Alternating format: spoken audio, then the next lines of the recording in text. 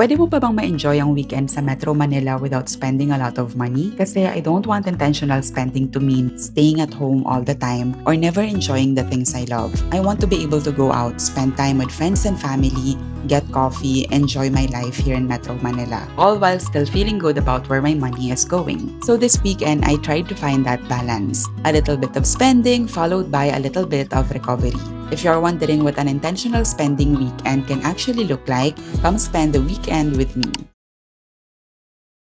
Finally, umaraw na dito sa Metro Manila kasi the past few weeks, grabe yung ulan.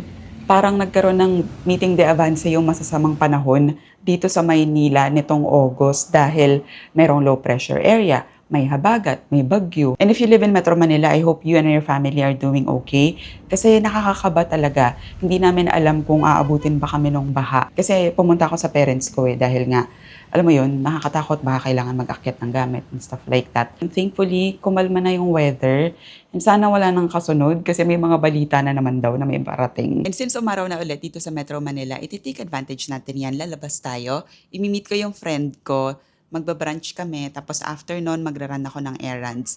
And I wanna take you guys with me so you can see how I spend my weekend here as someone frugal. Siyempre, matipid pa rin tayo and mindful pa rin tayo sa paggastos. Pero that doesn't mean naman na hindi na tayo gumagala, hindi na tayo nagpupunta sa mga restaurants and cafes. Ginagawa pa rin naman natin yon.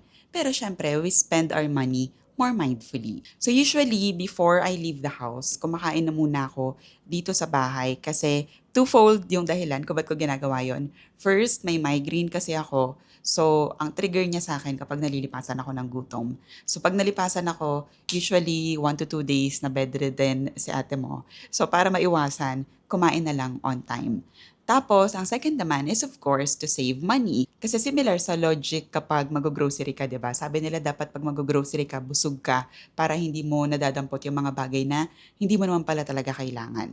And same thing, ganun din yung ginagawa ko kapag lalabas ako or may gala ako dito sa Maynila. Kumakain din muna ako bago ako umalis. Ito talaga yung practice namin sa bahay nung bata pa ako. Dapat bago kayo mag-mall, busog kayo para hindi kayo nagtuturo sa shopping mall. So yung turo na yun sa akin ng parents ko, na-instill talaga sa akin and until now, ginagawa ko siya kasi it helps. So, mag-lunch muna tayo bago tayo umalis. So this is my lunch. Sinigang care of my sister. Siya nagluto niyan. And also, meron akong mga glass container. Bumili ako ng 3 nito kasi nung last vlog ko, may nagsabi sa akin na wag daw akong mag-reheat sa plastic. Hindi ko na mahanap yung comment, pero I agree. Sinearch ko siya na oo nga, mas okay na mag-reheat ka ng food sa glass container. So, I feel like right now, para na talaga akong pumapasok din sa opisina kasi usually yung pagkain ko, ganitong container na siya. So, ang ginagawa ko na ngayon, yung mga kakainin ko in the next 1 to 2 days, nilalagay ko siya dito sa glass container kasi ma-microwave ko lang naman siya kapag kailangan ko na siya kainin. Pero yung mga pagkain na kailangan kong i-store for 3 days or more, yun yung mga fini-freezer ko. And I feel like ngayon na nakabaon na yung mga pagkain ko, and kapag nare-reheat ko siya pag lunch, I can't help but miss yung mga days na nagtatrabaho pa ako sa opisina. Nakakamiss din mag-work sa office. Ang hindi ko lang talaga nami-miss yung commute. Kaya minsan nagwo-work ako sa cafe kasi iba din yung vibe na nabibigay ng mga tao sa paligid mo na nagtatrabaho din. Busy din sila, may kanya-kanya silang nire-review at ine-edit or tinatrabaho sa mga laptop nila. Binabawasan ko na din yung consumption ko ng rice kasi minsan napapansin ko, grabe yung rice ko sa isang araw. Pati merienda ko rice kasi kakanin. Natakot lang ako na baka hindi ko napapansin na grabe na pala yung rice consumption ko. Magkasakit na ako. So binabawasan ko siya recently. Kaya ganito yung portion ng food ko. Mas madami yung ulam. Usually kapag may mga gala ako dito sa Metro guys, tinatry ko talaga na mag-commute lang. Ang ginagawa ko, umaalis ako ng mas maaga para kahit papano mas flexible yung oras ko. Kasi as you know, dito sa Metro Manila, hindi naman ganun ka-predictable ang magiging biyahe mo kapag nag-commute ka. Minsan nga kahit TNBS, di ba, hindi predictable. Unlike sa ibang bansa na makikita mo talaga sa Google Maps kung anong oras aalis or anong oras darating yung bus or train, dito, maswerte ka na kung dumating siya. So kung gusto mong mag-commute, dapat talaga meron kang allowance sa oras mo. Personally, ang ginagawa ko, 30 minutes to an hour before yung meet-up time namin ng friend ko or nang sinet ko na oras sa gala na yun, aalis na ako dito sa bahay para hindi ako nagmamadali. Also, kapag late kasi ako umalis dito sa bahay, may tendency na mag-TNVS ako dahil nga nagmamadali ka, di ba? So there you have it, guys. That's the fit.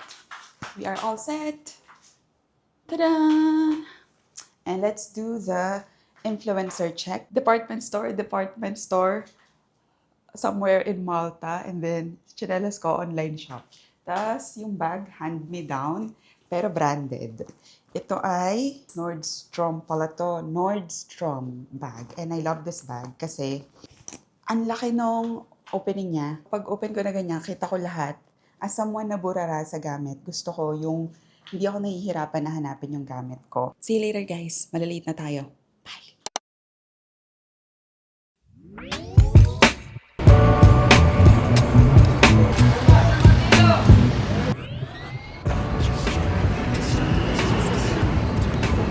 Naiiwan tayo or...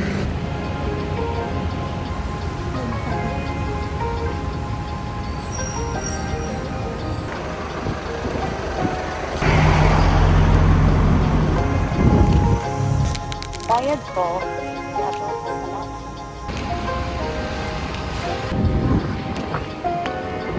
From the first moment I saw you. Isa sa mga favorite improvements ko dito sa Cubao is meron ng Gateway Mall 2. So, hindi ka na mahihirapan maglakad mula Gateway papuntang MRT kasi yung connector niya, mall na siya. Mahaba pa rin yung lalakarin mo, pero at least air-conditioned na siya.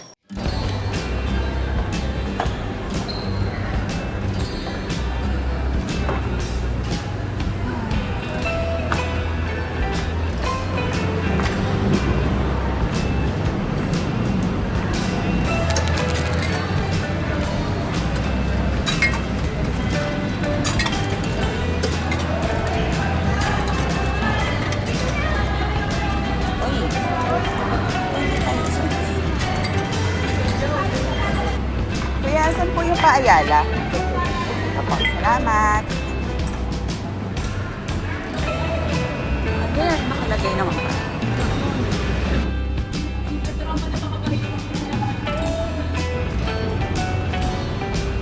Hey guys.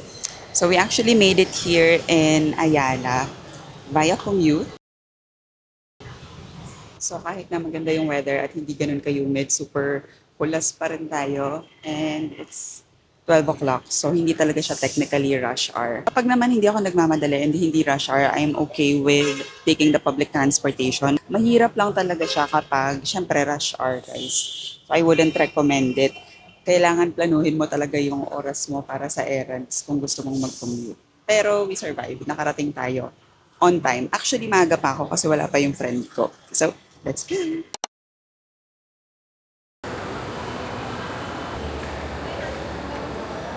Medyo disappointing yung stocks kasi ang in-expect ko, malaki yung space wherein people can roam around, check different books, read for a while, nang medyo komportable yung space. Pero apparently, maliit na lang pala siya. So now, maghahanap na lang tayo ng cafe where we can hang out while waiting for my friend.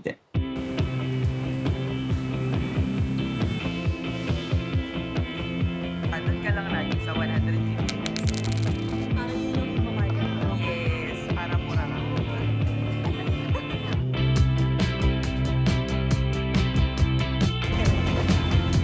Kaso maano siya eh. Matagal ng process.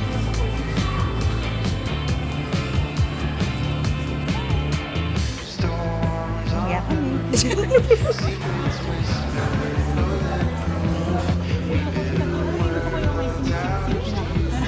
now they're ruins of something we feel. It's so nice to get away, but just for a moment, just for a day. Super nakakapagod yung araw na yon. Grabe. Akala ko madami ako magagawa today na errands kasi 10 a.m. pa lang umalis na ako ng bahay para madami ako magawa today. Akala ko pagka-uwi ko makakapag-grocery pa ako. Pero guys, wala na akong energy. Dapat din sa SM Makati kanina magtitingin ako ng mga souvenir kasi meron akong upcoming trip. Pero hindi ko rin siya nagawa kasi grabe yung chikahan naming magkaibigan. Anyhow, yung frugal gala natin na yun, ito yung mga nagastos ko. Usually naman, nahati kami sa bill. So kapag ako yung sumagot ng food, siya yung sasagot sa coffee. So ganun kami lagi para hindi na mahirap mag-divide. There you have it guys. Thank you for joining me in this day in a life video and I'll see you in my next one. That's it for today. Ciao!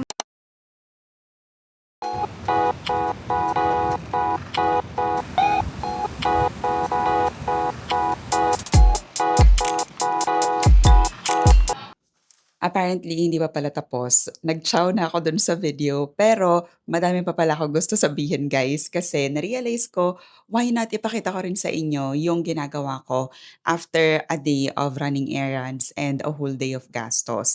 So, today is my recovery day, physically and financially. So, dito lang tayo sa bahay, pero let's still make it frugal dahil susulitin natin ang rent ko. Kapag kasi matagal ka nang naka-condo living, minsan nate-take for granted mo na yung mga access mo sa amenities to the point na hindi mo na sila masyado nagagamit. Just like me, may weeks na parang once or twice ko lang na ma-maximize ang aking rent.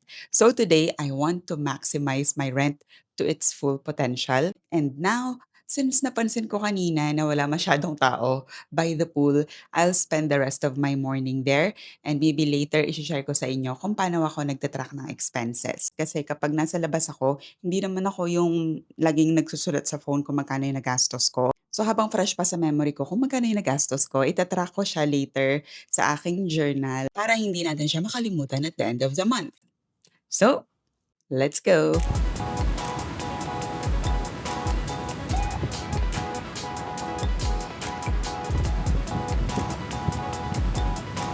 So para sulit yung day by the pool ko, nagdala ko ng food.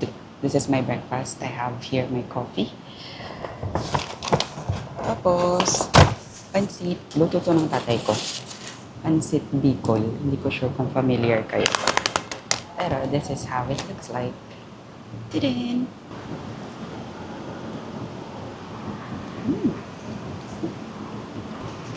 Guys, umaraw na. Ang ganda.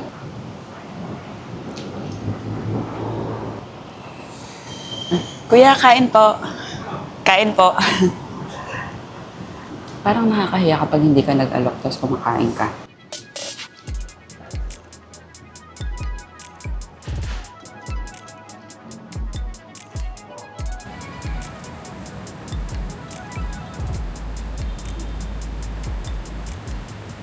Ang mistake lang natin today ay naiwan natin ang earphones.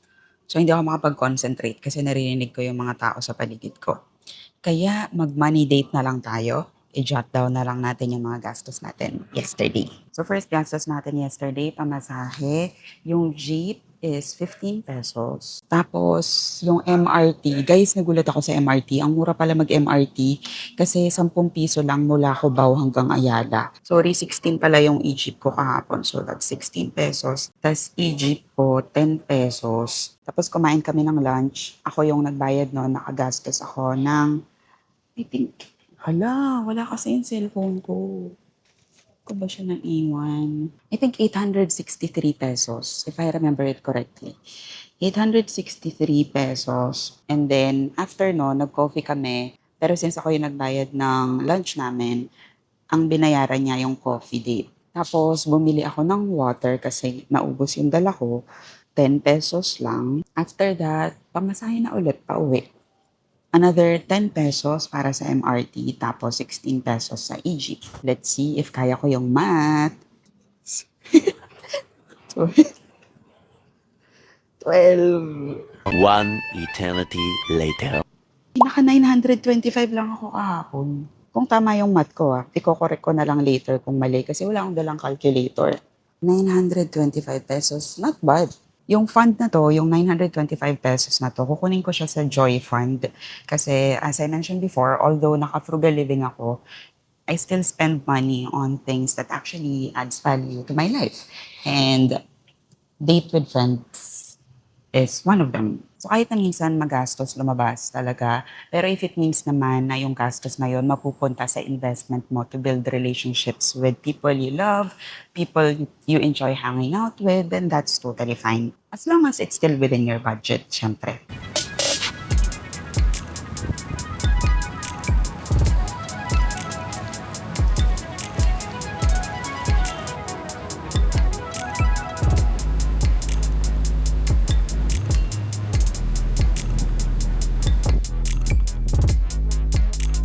Back to regular programming na tayo. Kailangan na nating mag-work dahil may mga deadlines pa tayo. Hindi pwedeng pa chill-chill lang buong day. So yung morning ko, binigay ko na sa sarili ko to recover from yesterday's pagod.